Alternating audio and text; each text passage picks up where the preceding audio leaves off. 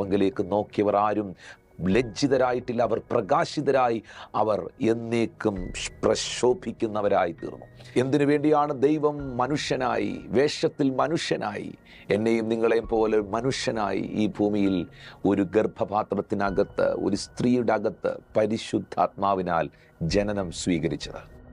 വേദപുസ്തകത്തിൽ എബ്രായർ 2:14-15 വാക്യങ്ങളിൽ എഴുതിയിട്ടുണ്ട്, മക്കൾ ജഡരക്തങ്ങളോട് കൂടിയവർ ആകൊണ്ട് അവനും അവരെ പോലെ ജഡരക്തങ്ങളോട് കൂടിയവനായി മരണത്തിൻ്റെ അധികാരിയായ പിശാചിനെ തൻ്റെ മരണത്താൽ നീക്കി ജീവപര്യന്തം മരണഭീതിയിൽ അടിമകളായിരുന്നവരെയൊക്കെയും അവൻ വിടുവിച്ചു. മക്കൾ ജഡരക്തങ്ങളോട് കൂടിയവർ ആയതുകൊണ്ട്, ഞാനും നിങ്ങളും ജഡവും രക്തവുമുള്ള മനുഷ്യർ ആയതുകൊണ്ട്, അവനും യേശുവും നമ്മെ പോലെ ജഡരക്തങ്ങളോട് കൂടിയവനായി മരണത്തിൻ്റെ അധികാരിയായ പിശാചിനെ തൻ്റെ മരണത്താൽ നീക്കി. അതാണ് ദൈവപുത്രനായ ക്രിസ്തുവിൻ്റെ ജനനത്തോടുള്ള ബന്ധത്തിൽ നാം മനസ്സിലാക്കേണ്ട ഒരു കാര്യം.